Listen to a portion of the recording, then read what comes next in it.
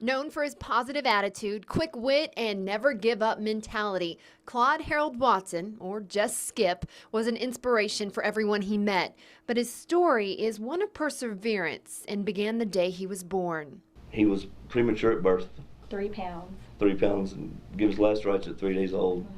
But that would only be the beginning of so many battles. At just 3 years old, Skip was diagnosed with polio. In the 1940s, the crippling disease was still new to Lubbock doctors. So the young boy was sent to Scottish Rite Hospital in Dallas.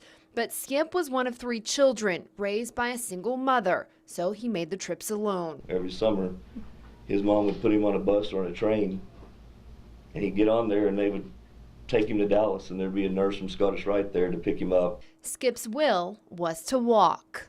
Started with braces and crutches, and didn't want that for what he wanted in his life. And mobility became a very big defining characteristic of who he was, because he worked so hard to achieve that mobility that, honestly, up until the very end, that was the single hardest thing for him to kind of have to give up. Kelly and Kevin never thought much about their dad's limp or the scars on his legs. It's just who he was. But there was something they did notice. He was given such a great gift of his voice, and he did amazing things with that voice, and he was able to touch people's lives and in so many different ways. It made great impacts. Like creating the You Can Share food drive in the winter of 1983. God, it was frigid cold.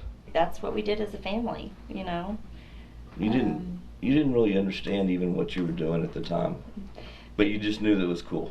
With Cindy and the kids by Skip's side, it became a family tradition and a life lesson led by their father's example. What a gift. I think you can lose perspective of what the holidays are about. Talk about a life's passion. Neat thing to see it grow.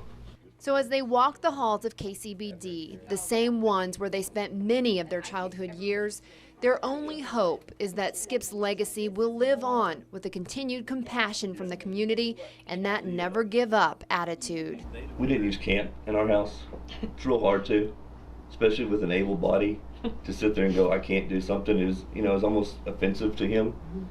So it's just those kind of things that he left you with that hopefully continues on, because let's face it, the world's better if you don't have a bunch of can'ts.